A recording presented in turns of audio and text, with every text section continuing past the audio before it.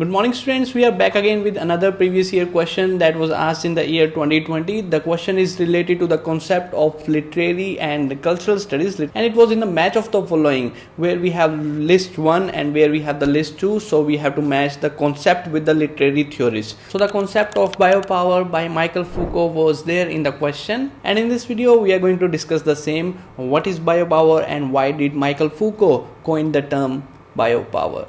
Alright, but before beginning, if you are preparing for UGC-NET or any other competitive exam in English literature, then you can simply check out our smart study material and the best selling course that we provide to the students. We have included study material, video lectures, personal support and everything that is required for you to crack the competitive exam in literature. Simply visit Limitless Literature to know more about our books and courses. And now without any further ado, let's begin with this video. So the term biopower first appeared in the work The History of Sexuality. You can remember that biopower means biological power, like when institutions like asylums, factories, schools, hospitals, universities start imposing the power on people to control their behavior and body, okay, in some cases life itself. So biological power is not what we see like politicians fighting for power and money, and that is not biological power. Like an employee trying to become CEO of a company, that is not biopower. So biopower is something which is exerted on a behavior and body and life itself throughout the population, not only on individuals but on everyone. Alright, so factory says that it is exerted by factories, asylums, schools, hospitals, universities, etc. It involves controlling of body and controlling of behavior. Let's take an example of schools. Okay, so schools have some rules and regulations, like a student must behave properly in classroom and must come in school uniform, must be punctual, student must have self-discipline, self-control. Okay, it's all good, there is nothing wrong in that. It is if it is approached in a constructive way, then it is good to go.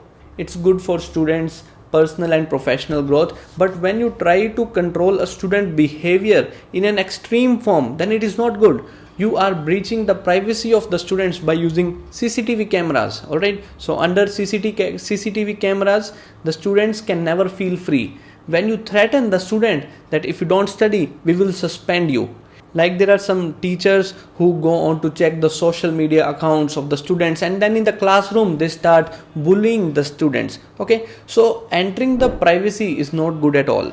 By using the means of CCTV cameras, threatening them, trying to get into the privacy of them is biopower. In many schools such thing happens, such things are practiced by using technological space, by using CCTV cameras and other means. We are controlling the autonomy of students. Schools have left no space for the students to figure out who they really are. They have not left the students for self-discovery. All this is controlling the behavior, the body, the life of the students, so that students can be trained and meet the expectations of the society, family and everyone out there. So that's biopower.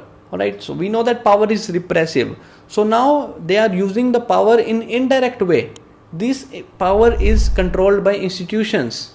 Power is managed through schools, what to teach to a student, how the history should be presented to the students, what sort of ideology should be given to the students. Like you see, BJP is controlling everything. They are changing the syllabus. They are making the syllabus a Hinduatva related syllabus. So everything is changing. Things are imposed on us since childhood, and it's ingrained our subconscious mind. No one wants to challenge these norms. Okay, you might have read the theorists Antonio Negri and Michael Hart. They both are famous for the concept empire. You will study the same in post-colonial theory. If you have our study material, you can simply directly jump onto the post-colonial theory section in the literary theory booklet and read about the concept empire. Alright, so coming back, this Antonio Negri and Michael Hart says that power is now expressed as a control that extends throughout the depths of the consciousness and bodies of the population. It's not only in schools but in medicines, universities, prison, everywhere biopower is imposed through different means. In the case of medicine, take the example of asylum. Like in 18th or 19th century, there were people with some mental illness. They were removed from the society and placed in mental hospitals, and now where doctors experiment on them as if they are guinea pigs. Their bodies and behaviors were subjected to strict regulations and control. Patients are not allowed to meet anyone, and continuously they were given electric shocks back then in 18th and 19th century. So this is biopower, controlling the human body. But yes, things have changed a lot in this era. Even I am well aware of that, because as you know that my fiance is a psychiatrist. So in the extreme case, when there seems no possibility to cure the patient, or when the medicine stops working, the team of doctors go with ECT, which means electroconvulsive therapy. In layman's language we call it electric shock. Okay, so electric shock is given when medicine stops working. But now things have changed a lot. But Michel Foucault was somewhere around 19th century or 18th century or 19th or 20th century he's talking about in his work History of Sexuality. Alright, so same we can see in prisons, where CCTV camera are used to control their freedom and privacy. So basically biopower is control over bodies and behavior of people, with the aim of maintaining social order, so that everyone should continue to work the same way. Everyone should meet the expectations of the society without challenging, without questioning how power is managed, without questioning the already established false ideologies. So everyone knows power is repressive. So now they have found a new way to impose the power, and that is through a systematic approach by using the institutions like schools, universities, hospitals, prisons, etc. We have been subjected to power since our childhood, and we are never aware of what have been imposed on us. So that's biopower, when someone is imposing power